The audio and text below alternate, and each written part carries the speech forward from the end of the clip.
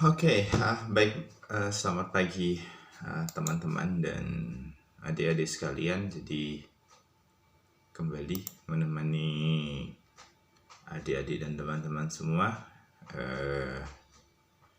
belajar di rumah. Jadi hari ini saya akan membahas tentang sistem pernapasan pada manusia, khususnya fokus pada pertukaran gas antara lingkungan dengan sistem pernafasan. Baik, secara general ini adalah sistem pernafasan manusia. Jadi udara akan masuk melalui rongga hidung. Nah, seperti kita tahu, ketika udara masuk ke rongga hidung, di sini di hidung kita ini ada rambut-rambut yang akan menyaring udara di rongga hidung. Sehingga udara itu akan bersih masuk ke paru-paru. Kemudian ketika dia masuk ke rongga hidung, di sini juga terjadi proses pengaturan suhu dan kelembaban. Nah, inilah yang menyebabkan kenapa kalau kita lingkungan dingin itu biasanya hidung tersumbat, karena di sini akan terjadi pelebaran pembuluh darah untuk meningkatkan suhu udara yang masuk serta meningkatkan kelembabannya. Jadi udara yang sudah melewati hidung itu akan masuk ke faring. Di sini faring ini adalah penghubung 3 saluran, yaitu saluran hidung, mulut, dan juga eustachius di telinga. Nah, dari faring masuk ke laring dan kemudian masuk ke trakea. Nah, dari trakea di sini ada sel epitel khusus yang nanti berperan untuk membuang partikel-partikel kecil yang tidak tersaring di rongga hidung. Kemudian dari trakea akan masuk, kemudian bercabang 2 menjadi bronkus. Kemudian dari bronkus menjadi bronchiolus dan kemudian berujung pada suatu kumpulan gelembung-gelembung yang disebut dengan alveolus. Nah, pembuluh darah membentuk kapiler di alveolus seperti pada gambar di sini, karena memang di alveoluslah terjadi pertukaran oksigen ataupun karbon dioksida antara darah dengan paru-paru. Pernapasan pada manusia ataupun pada vertebrata lain sebenarnya dapat dibagi menjadi 3 fase, yaitu bernafas, di mana terjadi pertukaran oksigen antara lingkungan dengan sistem pernapasan, kemudian pengangkutan oksigen ke jaringan meliputi pertukaran oksigen antara membran pernapasan dan antara sistem pernapasan dengan darah. Kemudian pengangkutan oksigen oleh darah ke jaringan dan pelepasan oksigen di jaringan. Jadi kalau bisa dilihat di gambar ini, jadi yang nomor 1 ini adalah breathing. Pada waktu kita bernafas, waktu menarik nafas, oksigen akan masuk ke dalam paru-paru. Kemudian waktu kita menghembuskan nafas, CO2 akan dilepaskan ke udara.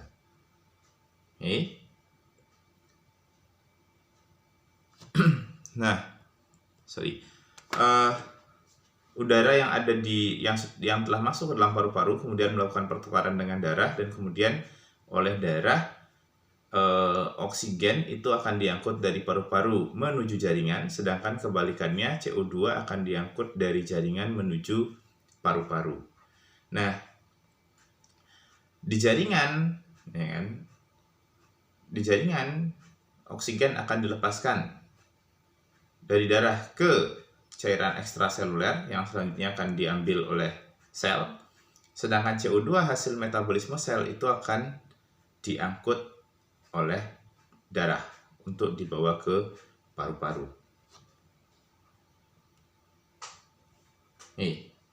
Ini kurang lebih secara ringkas. Jadi ketika kita bernafas, udara yang kaya oksigen, kita bisa lihat di sini oksigennya tinggi, itu kita akan hirup masuk ke alveolus, kemudian dari alveolus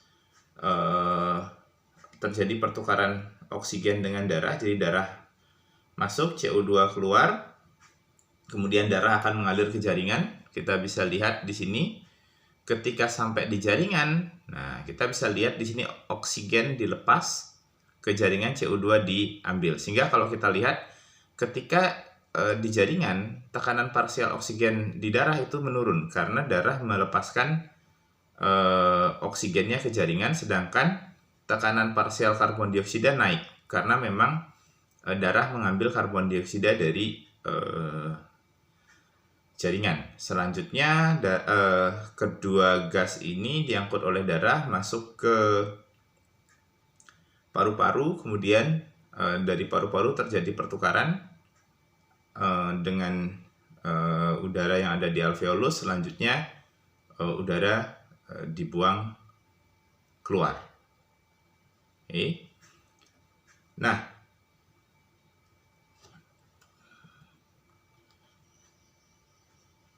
dari gambar tadi kita sudah melihat bahwa sistem pernafasan itu dibagi menjadi dua area sebenarnya, yaitu anatomical dead space atau area yang tidak terlibat dalam pernafasan, ya kan?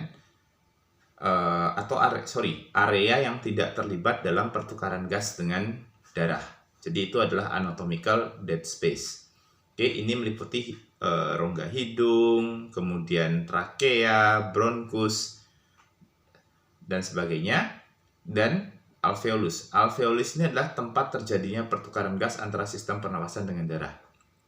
Nah, jadi sebenarnya jumlah gas yang bisa diambil oleh tubuh itu tergantung pada jumlah udara yang masuk ke alveolus. Jadi bukan berapa banyak udara yang kita hirup, tetapi berapa banyak udara yang bisa mencapai alveolus itulah yang akan menentukan banyaknya oksigen yang bisa diambil oleh darah. Oke, sebagai ilustrasi, ya kan? Di sini volume anatomical dead space itu adalah 150 mili. Oke, jadi kalau kita hanya bernafas sebanyak 150 mili sekali nafas, maka sebenarnya kita tidak mengeluarkan udara dari paru-paru dan juga tidak memasukkan udara dari paru-paru. Sehingga efek yang akan timbul adalah efek seperti kita tidak bernafas sama sekali. Karena kalau kita hirup 150, nggak ada yang akan mencapai alveolus.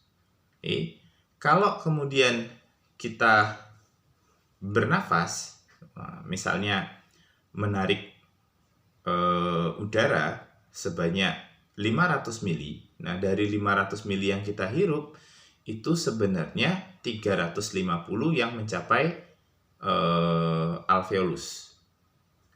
Seperti pada gambar ini. Jadi kalau kita hirup udara sebanyak 500 mili, maka 350 mili dari udara tersebut itu yang akan masuk ke alveolus. Jadi sekali lagi, bukan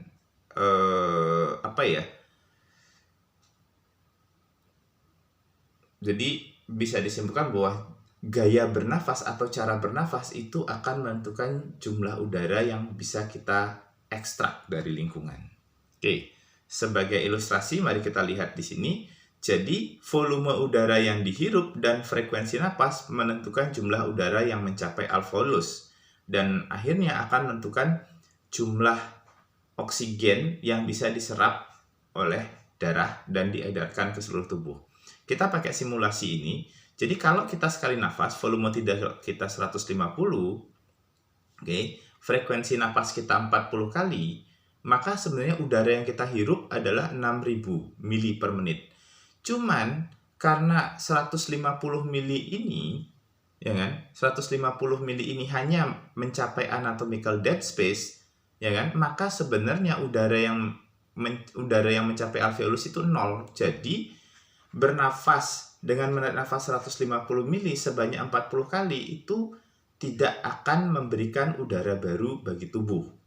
Karena faktanya 150 yang kita hirup ini hanya mencapai anatomical dead space. Nah, menggunakan mekanisme B, kalau kita bernapas 500 mili, kita menarik nafas 500 mili sebanyak 12 kali, sama udara yang kita hirup juga totalnya adalah 6000. Nah, dari 6000 yang kita hirup, 1800-nya ini akan ada di anatomical dead space, dan 4200 inilah yang mencapai alveolus.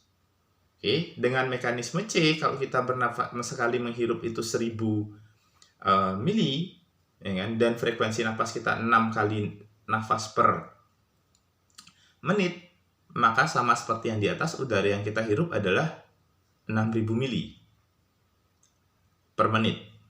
Nah, yang tersisa di anatomical dead space adalah 900, dan yang mencapai alveolus adalah 5100. Jadi dari data ini kita bisa menyimpulkan bahwa bernafas yang baik bukanlah bernafas dengan tarikan pendek dan frekuensi tinggi. Jadi semakin dalam kita menarik nafas, maka udara bersih yang masuk ke alveolus itu semakin tinggi. Nah, bagaimana sih sistem pernafasan pada manusia? Oke, sistem pernafasan manusia adalah sistem pernafasan negatif, yang artinya udara masuk tersedot ke sistem pernafasan, jadi bukan didorong.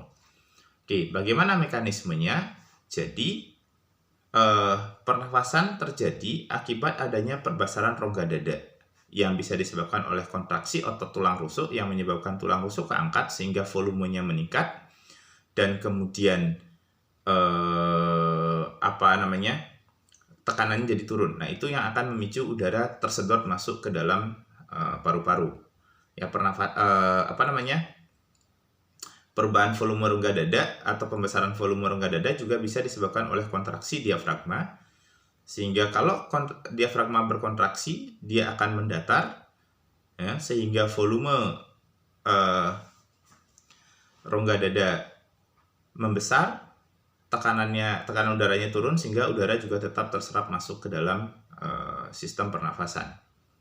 Nah, ketika ekshalasi, ya kan, ini sama, otot-otot antar tulang rusuk kontraksi juga, sehingga menyebabkan rongga dada mengecil, kemudian diafragma relaksasi sehingga dia melengkung. Nah, penurunan volume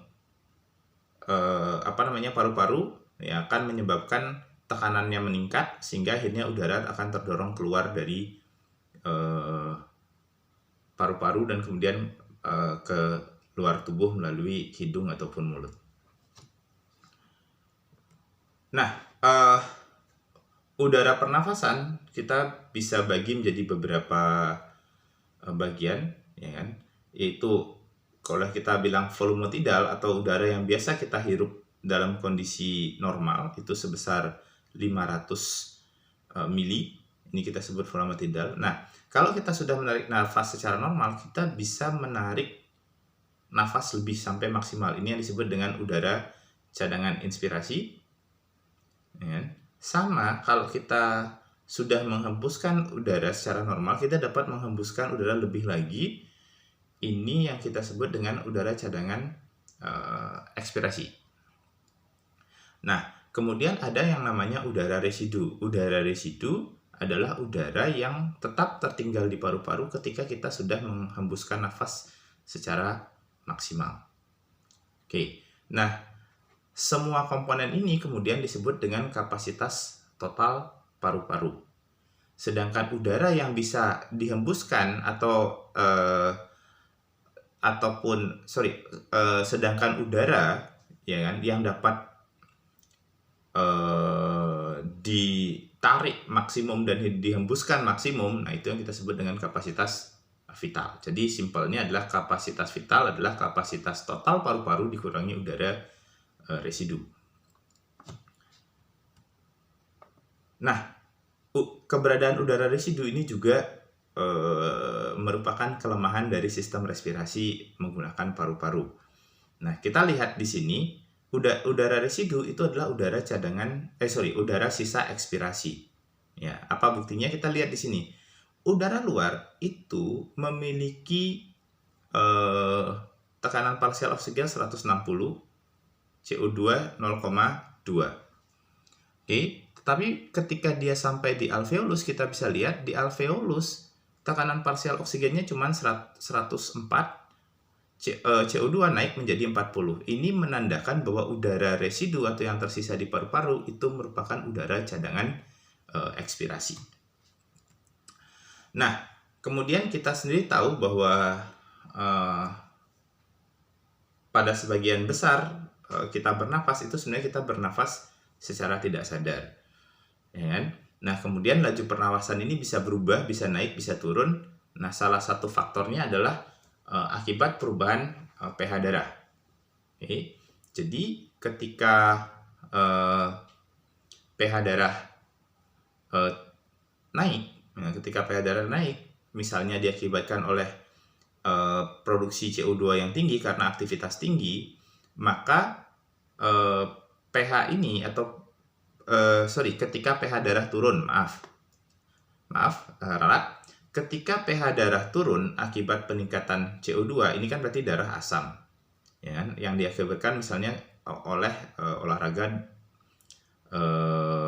dengan cukup intens atau olahraga cukup berat, maka penurunan pH darah ini akan dideteksi di dua lokasi. Yang pertama adalah oleh medula oblongata, ya kan? Yang ada di batang otak. Dan kemudian juga di sini ada sensor di pembuluh darah. Nah, adanya informasi tersebut akan memberikan perintah ke neuron motorik yang nanti akan mengatur laju pernafasan. Sehingga untuk membuang kelebihan CO2, kita akan bernafas lebih cepat, ya kan? Dan dengan demikian CO2 akan terbuang dan akhirnya pH darah normal kembali. Oke. Nah, itu kira-kira yang bisa saya sampaikan tentang sistem pernafasan pada manusia. Oke, tidak cukup detail tapi cukup sederhana. Kalaupun ada pertanyaan, silahkan tulis di kolom komentar sehingga saya bisa membuat penjelasan yang lebih detail untuk chapter-chapter tertentu yang memang diinginkan. Terima kasih.